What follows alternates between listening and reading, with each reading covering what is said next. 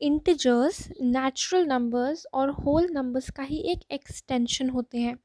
मतलब अगर हम नेचुरल नंबर्स और होल नंबर्स से ज़्यादा नंबर्स लाना चाहते हैं तो उन्हें कहते हैं इंटिजर्स। जैसे नेचुरल और होल नंबर्स सिर्फ पॉजिटिव होते हैं, वैसे ही इंटिजर्स में नेगेटिव नंबर्स भी होते हैं। इन सभी नंबर्स के आगे एक माइनस होता है। हमें इन माइनस या नेगेटिव नंबर्स की क्या ज़रूरत है? जैसे हम 10 - 6 कर सकते हैं, लेकिन 6 - 10 कैसे करेंगे? हमको पता है कि रियल लाइफ में ऐसे कैलकुलेशंस की ज़रूरत होती है। जैसे अगर हम हमारे फ्रिज का टेम्परेचर चेक करें तो वो ज़ीरो या -2 भी हो सकता है।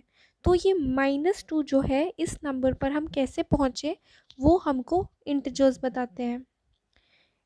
All natural numbers zero and the negative numbers are integers. तो अभी तक हमने जितने भी नेचुरल नंबर्स पढ़े हैं वो ज़ीरो, और इन सभी नेचुरल नंबर्स के आगे अगर हम एक माइनस लगा दें तो वो सब इंटिजर्स में काउंट होते हैं। इंटिजर्स को शॉर्ट में लिखने के लिए हम लिखते हैं आई या फिर जेड। जो पॉजिटिव नंबर्स होते हैं वो ज़ीरो से बड़े होते हैं, ये प्लस नंबर्स होते हैं। और नेगेटिव इंटिजर्स ज़ीरो से कम होते हैं, ये माइनस नंबर्स होते हैं। नंबर लाइन हमने पहले भी करा है। नंबर लाइन पे अगर हमें इंटिजर्स शो करने हैं तो सबसे पहले हम बीच में ज़ीरो ड्रॉ करेंगे।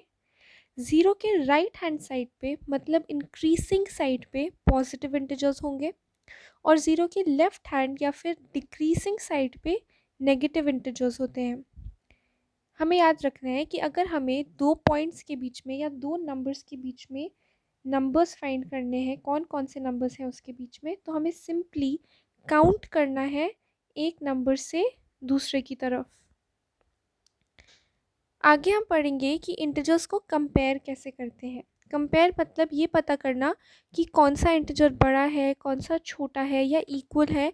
ये है कंपेयरिंग इंटिजर्स।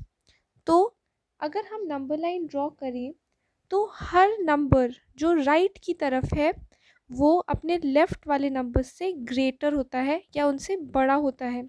हर नंबर राइट की तरफ is greater than every number towards is left. चाहे उसके लेफ़्ट पे 100 या 1000 या 1 लाख और नंबर्स हो, लेकिन वो उन सभी नंबर्स से बड़ा होगा क्योंकि वो उन नंबर्स के राइट पे है। हमें याद रखना है कि जो ज़ीरो है वो हर नेगेटिव नंबर से बड़ा होता है। चाहे हमारे पास -1000 ही क्यों ना हो, ज़ीरो फिर भी उससे बड़ा होगा। और ज़ीरो हर पॉजिटिव इंटिजर से कम होता है। एवरी पॉजिटिव इंटिजर, क्योंकि वो पॉजिटिव है, क्योंकि वो बड़ा है, इसलिए वो हर नेगेटिव इंटिजर से, हर माइनस इंटिजर से बड़ा होता है। Positive integers are also to the right of the number line, इसलिए they are greater than every negative integer because negative integers are towards the left of the number line. आगे हम देखेंगे absolute value.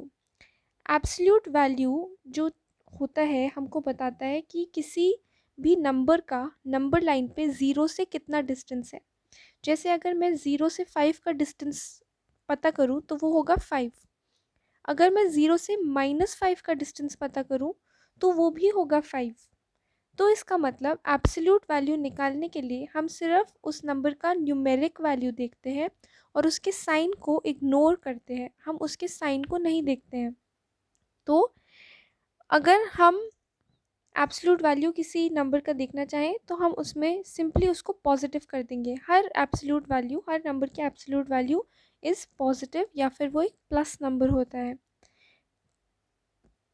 It is denoted by placing the integer between two straight lines. जैसे यहाँ -6 को हमने दो straight lines में रखा है, इसका मतलब हमें -6 का एब्सोल्यूट वैल्यू निकालना है। हमें एब्सोल्यूट वैल्यू कैसे पता चलेगा? अगर एक नंबर है x और हमें उसका एब्सोल्यूट वैल्यू निकालना है। अगर x ज़ीरो से बड़ा है, मतलब अगर x पॉजिटिव है तो एब्सोल्यूट वैल्यू सेम रहेगा, जो नंबर है वो वैसा ही रहेगा। और अगर x ज़ीरो से कम है, मतलब अगर वो एक नेगेटिव इंटिजर है, तो हमें माइनस ऑफ दैट नंबर लिखना है। मतलब अगर हमारे पास नंबर -5 है तो हम लिखेंगे माइनस ऑफ -5, तो वो हो जाएगा +5।